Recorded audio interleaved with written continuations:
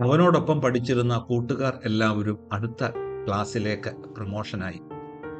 അല്പം ബുദ്ധിക്കുറവുള്ളതുകൊണ്ട് അവന് ക്ലാസ് കയറ്റം കൊടുക്കേണ്ട എന്ന് ആ സ്കൂളിലെ അധ്യാപിക കൂടിയായ അവൻ്റെ അമ്മ പ്രിൻസിപ്പലിനോട് പറഞ്ഞിരുന്നു.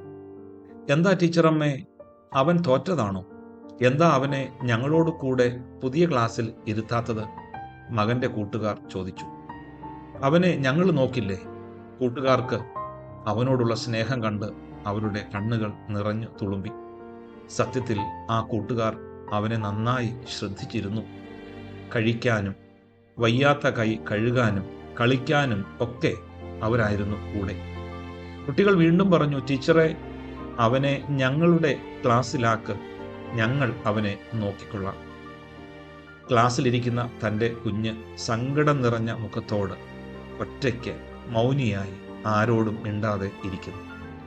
പഴയ കൂട്ടുകാരോട് എന്തടുപ്പമായിരുന്നു അവന്! സന്തോഷം നിറഞ്ഞ മുഖമായിരുന്നു അവൻ്റേത്.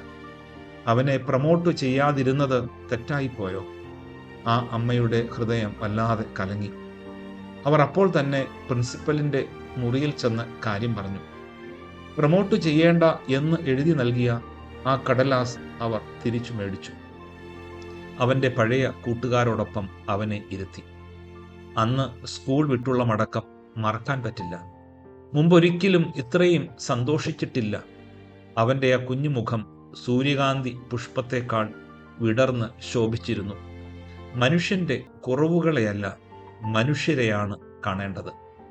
ഇഷ്ടപ്പെടുന്നവരുടെ ഇടയിൽ കുറവുകളല്ല, മനുഷ്യത്വമാണുള്ളത്. സ്നേഹത്തിൻ്റെ ചിറകുള്ളവർ നമ്മുടെ കുറവുകൾക്ക് മേൽ മറ പിടിക്കുന്നു. നമ്മുടെ നോമ്പുകൾക്ക് സ്നേഹത്തിൻ്റെ ചിറകുകൾ ഉണ്ടാവട്ടെ.